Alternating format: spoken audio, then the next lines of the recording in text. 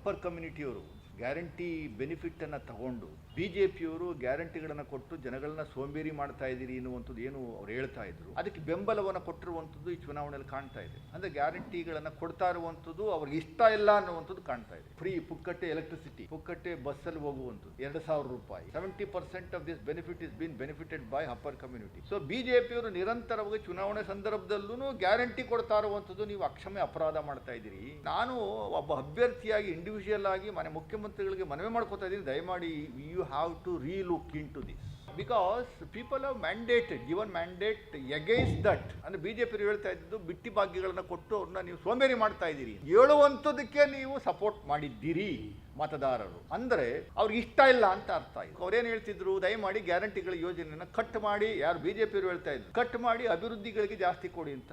So ಅದರಿಂದ I think we have to introspect.